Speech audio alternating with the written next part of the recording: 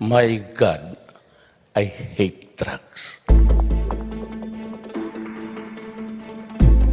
Some employees in the private sector can now have the option to work from home without worrying about their compensation being compromised. Our Trisha Tirada tells us more about this new telecommuting law, which labor groups hope will result in more productive workers. Chelsea Sullivan is a project manager at an innovations company in Ortigas. As much as she can, Sullivan goes to the office because her work requires dealing with several teams and managing clients. But the heavy traffic has taken a toll on her. During rush hour, it takes Sullivan 2 hours to get to Ortigas from her house in Quezon City.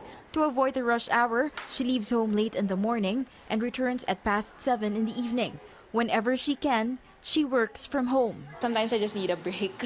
But at the end of the day, I still get the work done.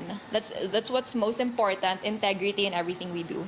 As someone who benefits from this work-from-home arrangement, Sullivan is happy that there is now a law for telecommuting. The traffic situation in the metro can really get you down.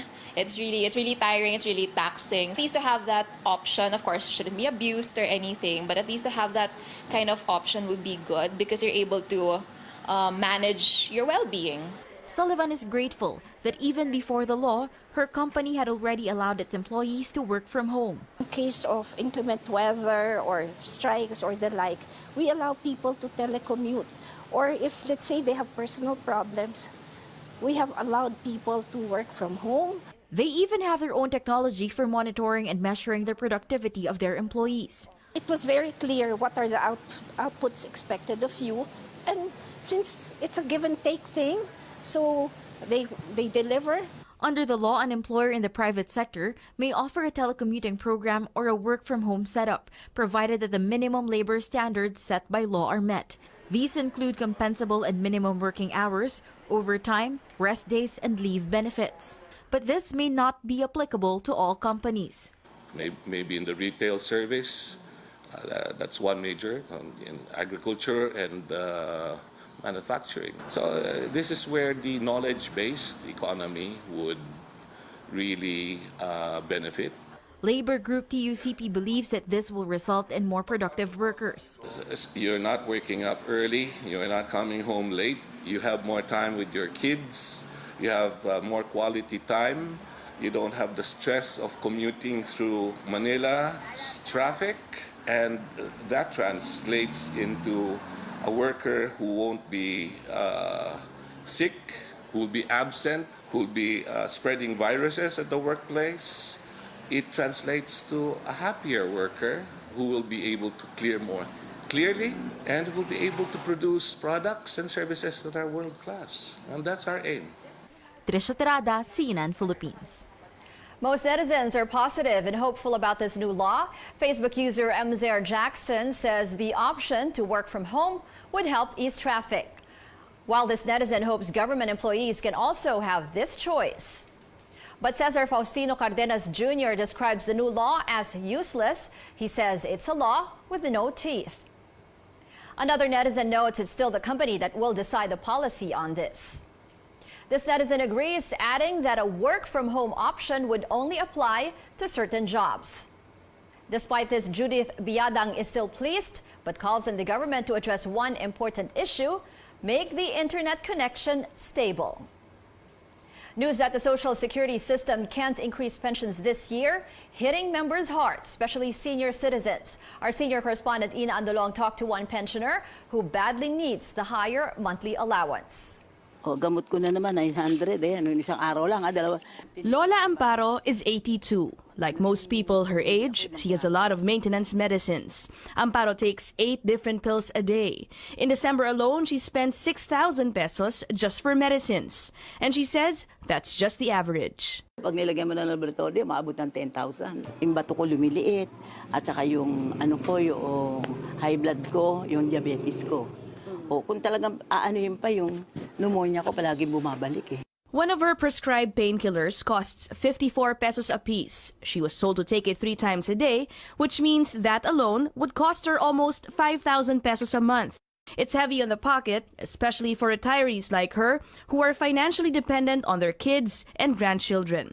While she's thankful for the 4,500 peso monthly pension from the Social Security system as a beneficiary of her late husband, it's just not enough. And when money's extra tight, she finds ways to cope, even if it means taking risks with her health. Kinakat ko, kung halimbawa sa pag-inom is 6 na beses sa isang araw, ginagawa ko lang 3. Binabawasan mo? Binabawasan ko. Pag meron ako nararamdaman, kinukontinuous ko. Pero kung wala, okay lang kasi mahirap masyadong malaking gastos. Amparo is not alone in her dilemma. Majority of the 2.3 million SSS pensioners are seniors like her. There could be less belt-tightening days if only Amparo would get the extra 1,000 peso monthly pension many had hoped SSS would release this year. In 2017, President Rodrigo Duterte signed a memorandum granting a 2,000 peso pension hike. The first 1,000 was given in 2017, and the other may be given anytime before 2022. Many hope to see it this year, but the SSS management says it can't afford to do this yet. The target is to grant the 1,000 additional pension by 2020. So, yun po ang kanyang sinasabi, pero pinagsisikapan definitely during the term of President Duterte. Amparo's helpless on the issue, but life goes on. She looks forward to the time when she would no longer worry about how to sustain her daily medical needs, and perhaps like other grandmothers, even get to treat her grandkids occasionally using her SSS pension. Apo ko sa tuhod lang, 48. O magingila na 5 piso yan, Diyos ko. Ina Andolong, CNN Philippines. We asked you what you think about the delay in the increase of SSS pension. Here are some of your voices.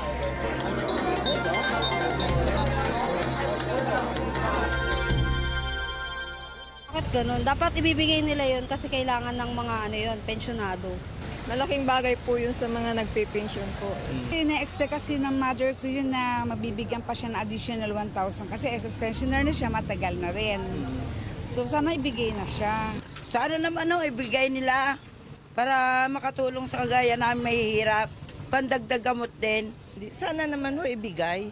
Kasi kailangan din kahit paano ng mga senior yan hindi lang natin alam kung kailan yan may aprobahan.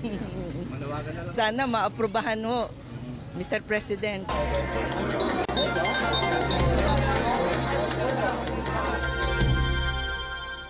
Here are today's global headlines. China says it has deployed missiles capable of targeting medium and large ships. State media CCTV announced this on Tuesday, a day after a United States warship sailed close to the Paracel Islands in the disputed waters of the South China Sea. The DF-26 missiles are capable of hitting targets over 5,000 kilometers away. Tension in the South China Sea has seen increasing in recent years, with China aggressively asserting its claim over the area, which is also contested by the Philippines and other Southeast Asian nations. Want to move to Canada? Now is a good time to start packing your bags. The Canadian Parliament has announced plans to add more than 1 million new permanent residents in the next 3 years. Canada's friendly stance towards residents comes as many other Western nations, including the U.S., are clamping down on immigration. Canada is especially dedicated to offering protection to refugees. Tech news now. Plenty of people are comfortable sharing their Netflix and other streaming service passwords, but new software unveiled at the Consumer Electronics Show in Las Vegas could crack down on such account sharing. Software maker Sina Media says the artificial intelligence system looks for potentially fraudulent activity. In some cases, it would ask you to upgrade to a premium account that includes sharing. In others, it could shut down your account. The company cites research that about 1 in 4 millennials give other people their credentials for video streaming services.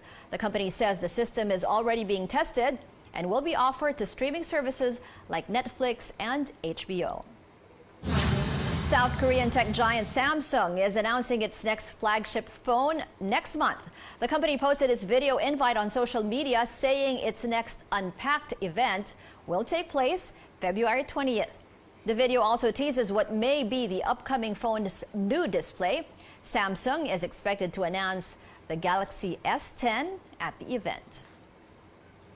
Another South Korean tech firm, LG, is getting a lot of attention thanks to its 65-inch TV that can roll and unroll on demand. CNN Samuel Burke takes a look. This box above me has a rollable television inside of it. I'm sitting under it so that you can see it's not just going up and down. It's actually unrolling out of the box. We'll show you the technology in a second, but for the past few years, lots of people have thought they knew where TV was headed. 3D TVs? When was the last time you saw somebody with 3D glasses? Curved televisions? But who needs those when you can just roll up a television into a box and store it away? A couple of years ago here at CES, LG Display showed us another prototype, a smaller 18-inch display that you might be able to roll up and stick in your back pocket like a newspaper one day. They've taken that same technology and applied it to a TV, but this is just a prototype, and LG Display just makes screens. They hope that one day TV manufacturers might actually incorporate this technology into their sets. But what you can see here is how the technology works under the hood as the TV shrinks down.